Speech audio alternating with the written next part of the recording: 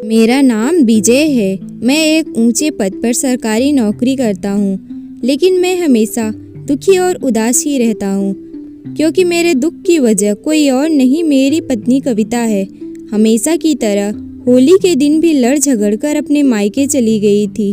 वह हमेशा ऐसा ही करती। जब भी हमारा झगड़ा होता, वह अपने मायके चली जाती। मैं उसे मनाने की कोशिश करता, उसे समझाता, लेकिन फिर भी वह अपना सामान उठाती और मायके चली जाती।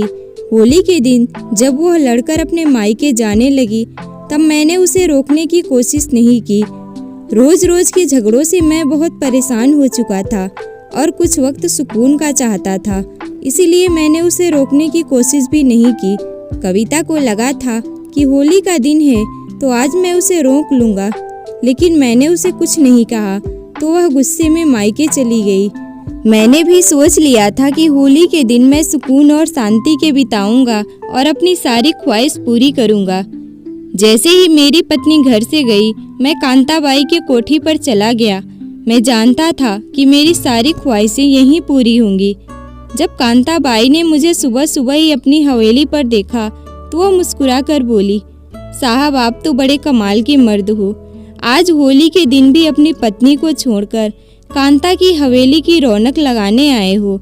मैंने मुस्कुरा कर कहा, हाँ, सुकून और शांति की तलाश मुझे यहाँ तक ले आई। यह सुनकर कांताबाई ने मुझसे कहा, फिर तो तुम्हारे लिए एक बहुत बड़ी खुशखबरी है। एक 18 साल की लड़की जो बहुत ही खूबसूरत है, वह अभी नई नई आई है। बहुत ही कम पैसों में मैं उसे कुछ समय के लिए तुम्हारे हवाले कर सकती हूँ। 18 साल की कम उम्र की लड़की का नाम सुनकर मैं बहुत ही खुश हो गया था।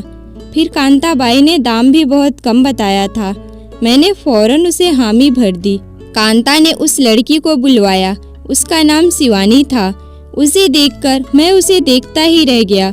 मैंने आज तक ऐसा मासूम चेहरा और इतनी खूबसूरत लड़की नहीं देखी थी।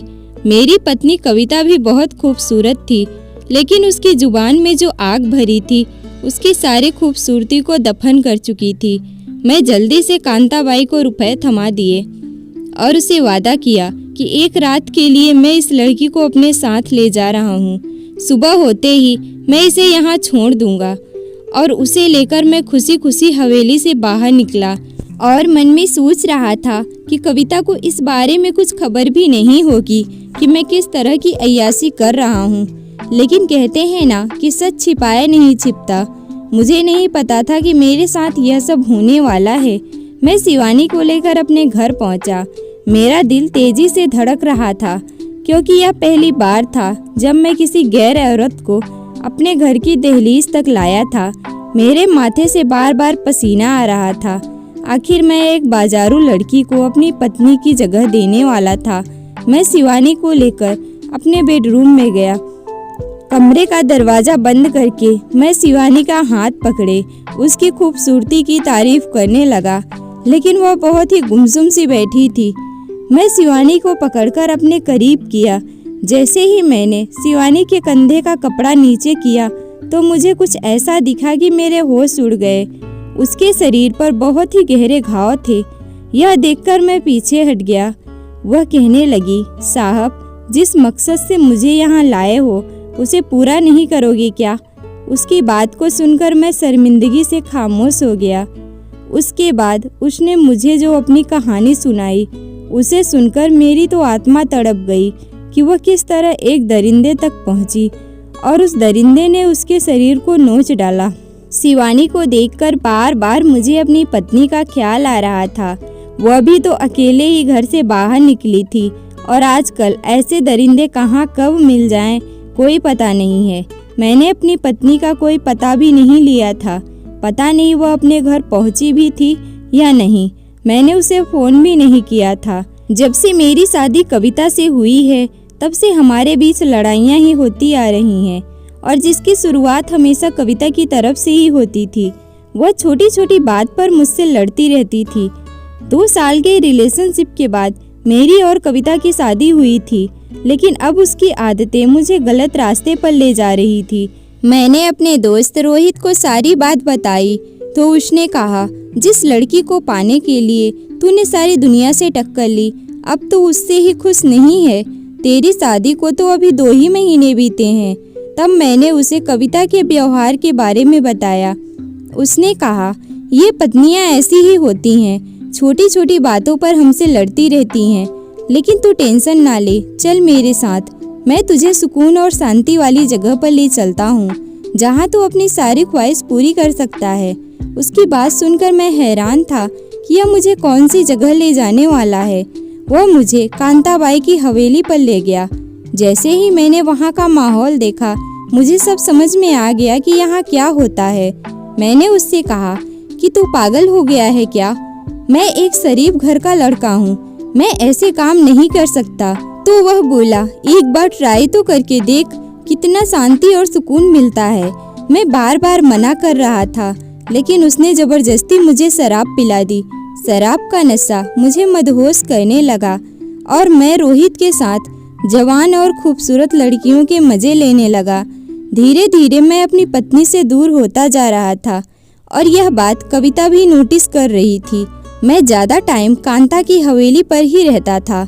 होली के एक दिन पहले वाली रात मैं पूरी रात इसी हवेली पर था और जब सुबह अपने घर पहुंचा तो कविता का अजीब ही चेहरा बना हुआ था।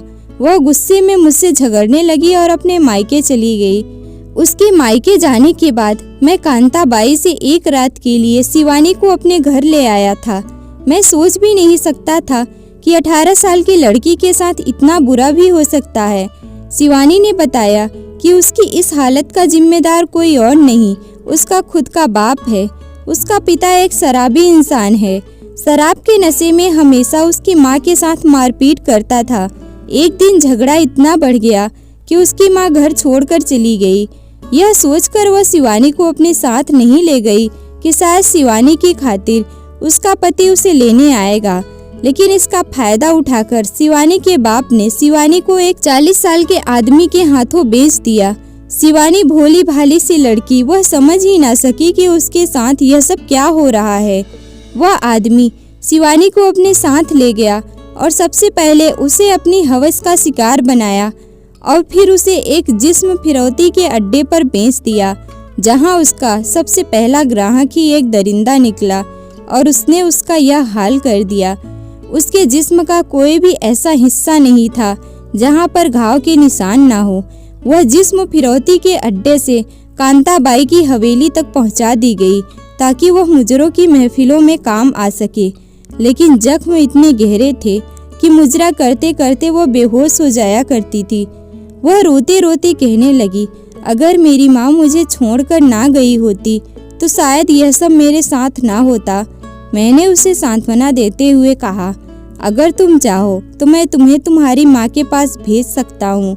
उसने मुझसे कहा, ऐसा करने से आप मुसीबत में फंस जाएंगे, इसलिए मुझे कांताबाई की हवेली तक ही पहुँचा दीजिए। मेरी किस्मत में यही लिखा था और मेरे साथ यही होना है। आप अपनी ज़िंदगी को बर्बाद मत कीजिए। मैं शिवानी को कांताबाई की हवेली तक छोड़ दिया। उसके बाद मैं सीधे कविता को लेने उसके मायके पहुंच गया, जहां कविता मुझे देखकर रोने लगी और बोली, आपको तो मेरे बिना बहुत मज़ा आ रहा था, फिर आप मुझे लेने क्यों आ गए? मैंने रोते हुए उसे गले से लगाया और कहा, मुझे माफ़ कर दो। आज के बाद मैं तुमसे कभी भी झगड़ा नहीं करूँगा और तुम भी मुझसे वादा करो कि छोटी छोटी बातों पर मुझसे नहीं लड़ोगी। हम दोनों ने एक दूसरे को माफ़ कर दिया और दोनों ने ही एक दूसरे से लड़ाई झगड़ा न करने का वादा किया और साथ साथ अपने घर वापस आ गए। आज हमारी शादी को 6 साल हो गए हैं। अब हम बहुत ही खुश हैं और खुशी खुशी साथ साथ रहते हैं। आपको यह कहानी कैसी लगी कमेंट करके ज़रूर बताइएगा। कहानी पसंद आई है तो वीडियो को लाइक करें, चैनल पर नए हैं तो चैनल को सब्सक्राइब करें और हमारे साथ जुड़े रहिए।